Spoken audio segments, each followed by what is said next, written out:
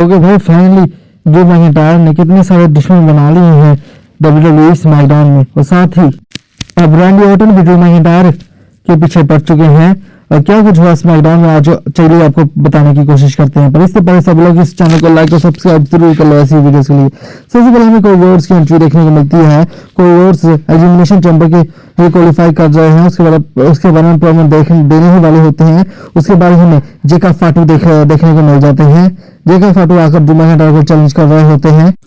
जैसे ही जेका फाटू elimination chamber के लिए क्वालिफाई नहीं हुए थे, उसकी भिलास निकाल रहे थे। उसके बाद में निकोटिस यहाँ देखने को मिलते हैं। निकोटिस कहते हैं कि ड्रू मैकिंटायर आज WWE अरीना में पूरी तरह बैन है, इसलिए वो नहीं आ सकते। लेकिन साथ ही ऑडियंस के बीच में हमें ड्रू मैकिंटायर देखने को मिलते हैं। वहीं पे ड्रू मैकिंटायर जेका फाटू को भड़का देते हैं और जेका फाटू गुस्से में उन्हें मारने के लिए आते हैं और सिक्योरिटी गार्ड्स पर उन्हें रोकने की कोशिश करते हैं, लेकिन अटैक कर देते हैं। बेसिकली जो WWE जेका फाटू, ड्रू मैकिंटायर और वॉर्स की राइवलरी को जारी रखा हुआ है WWE ने।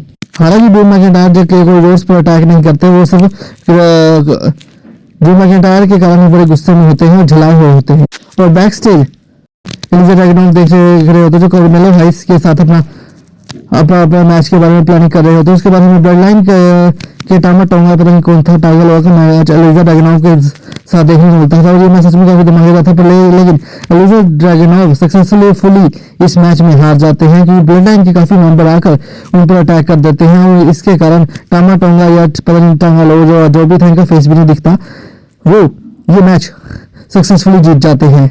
उसके बाद हमें सोलोस्कोवा देखने को मिलते हैं। सोलोस्कोवा की पूरी ब्लडलाइन प्रोमो कट कर रही होती है, लेकिन फिर से पीछे से एलिजा ड्रैगनोव दोबारा से अटैक कर देते हैं सोलोस्कोवा पर। मतलब सोचो यार, एलिजा ड्रैगनोव ने दोबारा अटैक कर दिया था सोलोस्कोवा पर, इस करके जो उसने गुस्ताखी की उसकी सजा तो एलिजा ड्रैगनोव को मिलेगी। ब्लडलाइन के सभी मेंबर फिर से एलिजा ड्रैगनोव पर अटैक कर देते हैं। बीच में हमें कुछ रेसलर्स की एंट्री देखने को मिलती है जो एलिजा ड्रैगनोव को बचाने आते हैं, जैसे कि अपोलो क्रूज और एक और सुपरस्टार था, पर वो भी ऐसा कुछ नहीं कर पाते। उसमें एंड में हमें फिर द बोरिंग अंकल हार्डी की एंट्री देखने को मिलती है। अंकल हार्डी बस कुछ प्रोमो कट करते हैं और वहां से चले जाते हैं। बेसिकली सोलोस्कोवा को एक टाइम था जब सोलोस्कोवा को बड़े बड़े मैचेस मिला करते थे, अब सोलोस्कोवा बिल्कुल हाईलाइट भी नहीं होते। पर WWE ने क्या गद्दी बुकी की, बेचारे सोलोस्कोवा ने गलती क्या ही की थी। उसके बाद हमें बैक स्टेज रैंडी ऑर्टन और अलिस्टर ब्लैक के बीच में तो मैच देखने को मिलती है। उनका मेन WWE के स्मैकडाउन के मेन इवेंट में हमें इनके बीच में मैच भी देखने को मिलता है।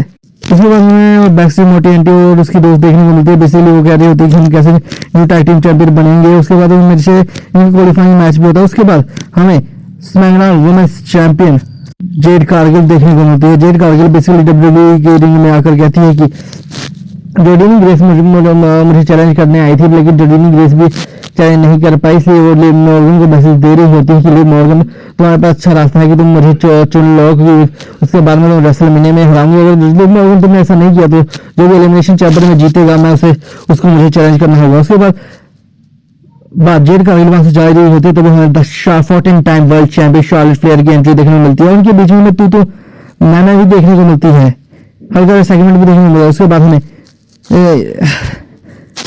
मोटी आंटी और शार्लेट फ्लेयर और एक और NXT की सुपरस्टार में जो यूनाइटेड स्टेट्स चैंपियनशिप की बॉडीगार्ड है, उसके बीच में धमाकेदार मैच देखने को मिलता है। ये मैच सच में काफी धमाकेदार था। बेसिकली शार्लेट फ्लेयर और मोटी आंटी आपस में लड़ने में इतनी बिजी होती हैं, जिसका फायदा यूनाइटेड स्टेट्स चैंपियनशिप वाली की बॉडीगार्ड उठा लेती है और वो एलिमिनेशन चैंबर के लिए क्वालिफाई कर चुकी है। बेसिकली हम इनके बीच में जेड कारगिल और शार्लेट फ्लेयर के बीच में हमें सेगमेंट भी देखने को मिला, पर उस सेगमेंट में क्या फायदा जब शार्लेट फ्लेयर क्वालिफाई ही नहीं हो पाई। उसके बाद हम बैक स्टेज ऑडियंस का देखने को मिलते हैं। बेसिकली शार्लेट फ्लेयर की हार पर यूएस का और रिप्ली दुखी हो रहे होते हैं कि वो सैड थे कि वो यूएस का शार्लेट फ्लेयर वहां पे नहीं देखने को मिल पाई। उसके बाद हमें क्वालिफाई नहीं कर, इस बार हमें ओपन फैमिली का मैच फिर से वही NXT के सुपरस्टार के साथ होता था, जो बेसिकली NXT का ये सुपरस्टार कोई किताब पढ़ रहा होता है, लेकिन ओवर फैमिली आते हैं, उनके बीच में मैच स्टार्ट होता है, खतरनाक पावर बॉम्ब लगाकर ये मैच खत्म कर देते हैं और बेसिकली ये मैच जीत जाते हैं। मतलब ओवर फैमिली यहाँ पे NXT के ऊपर भी, मेन इवेंट के ऊपर भी, स्मैकडाउन में भी, रॉ में भी, सभी शोज में मैच लड़ाई होते हैं मॉन्स्टर, लेकिन मॉन्स्टर्स की हिस्ट्री डब्ल्यूडब्ल्यूई में पता है, इसको ज्यादा स्कोप नहीं है मॉन्स्टर्स का। उसके बाद हमें डब्ल्यूडब्ल्यूई में वही मिस्ट्री बॉक्स देखने को मिलता है जो हमें मंडे नाइट रॉ में देखने को मिला था। बेसिकली वो खोलने वाले होते हैं, लेकिन तभी आर्थिक वहाँ पे मना कर देते हैं। वहाँ पे डेट मैचिंग होती है, वही डेट एलिमिनेशन चैंबर की मैचिंग होती है, इसलिए वो आर्थिक मना कर देते हैं। बेसिकली निक ओटिस उस बॉक्स को फिर से रॉ में भेज देते हैं। तब डब्ल्यूडब्ल्यूई आखिर कर क्या रही है समझ में नहीं आ रहा।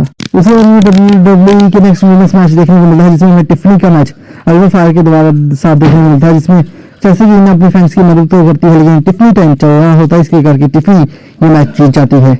उसके बाद हमें बैक स्टेज कॉरिडोर से सैमी ज़ैन देखने को मिलते हैं। सैमी ज़ैन कॉरिडोर से भी सैमी ज़ैन को मोटिवेट कर रहे होते हैं कि तुम्हें कुछ ना कुछ जरूर करो, तुम्हें रेसलमेनिया में मौका जरूर मिलेगा। इसलिए ये सुनकर सैमी ज़ैन वहीं पर ही भर के जाते हैं कॉरिडोर्स पर। उसी वजह हमें ट्रिपल थ्रेट मैच देखने को मिलता है एलिमिनेशन चैंबर के क्वालिफाइंग मैच के लिए, जिसमें हमें ट्रिक्स विलियम्स देखने को मिलते हैं, कार्मेलो हाइस देखने को मिलते हैं और डेमिन प्रिस्ट देखने को मिलते हैं। बेसिकली हमें लग रहा था कि पहले डेमिन प्रिस्ट ये मैच जीत जाएंगे और एलिमिनेशन चैंबर के लिए क्वालिफाई कर पाएंगे, लेकिन जैसे तैसे करके डब्ल्यूडब्ल्यूई जैसे डेमिन प्रिस्ट को बुक कर रही है, वो समझ हो सकता है ये बंदा एक टाइम में वर्ल्ड चैंपियन बना था, पर अब ये ट्रिक्स विलियम्स से हार जाते हैं और सक्सेसफुल ट्रिक्स विलियम्स इन्हें पिन कर देते हैं, एलिमिनेशन चैंबर के लिए क्वालिफाई भी कर जाते हैं इन्हें हराकर। और फिर से डब्ल्यूडब्ल्यूई का मिस्ट्री बॉक्स देखने को मिलता है। बेसिकली जो है गए मिस्ट्री बॉक्स के ऊपर गिरे हुए होते हैं, बाकी सभी रेसलर देख के हैरान हो रहे होते हैं। बेसिकली इनका दोस्त डब्ल्यूडब्ल्यूई से चला के गया, ये तो पागल ही हो गए हैं।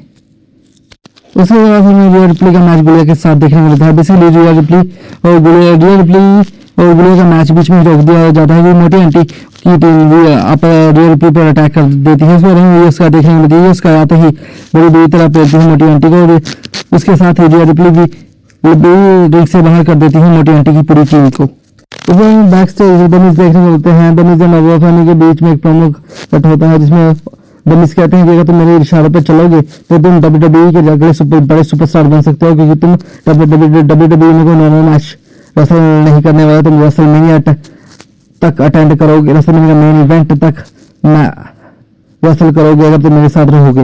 उसके बाद हमें शो का मेन इवेंट देखने को मिलता है, जिसमें हमें रैंडी ऑर्टन से रजिस्टर बैक का मैच देखने को मिलता है। बेसिकली इस मैच में रैंडी ऑर्टन जीतने ही वाले होते हैं, लेकिन बीच में ड्रू मैकिंटायर आ जाते हैं, अभी चैंपियनशिप से अटैक कर देते हैं रैंडी ऑर्टन पर। बेसिकली कोई व्यूअर्स वहां पर आते तो हैं, सब मामला सेट करने पर वो वार इतना घायल था कि रजिस्टर बैक सक्सेसफुली पिन कर देते हैं रैंडी ऑर्टन को। मतलब रैंडी ऑर्टन के लिए क्या बात हो सकती है, और कि एलिस्टर बैक जैसे सुपरस्टार ने पिन कर देता है। इसलिए अगर आपको वीडियो अच्छी लगे तो चैनल को लाइक और सब्सक्राइब जरूर कीजिए। धन्यवाद।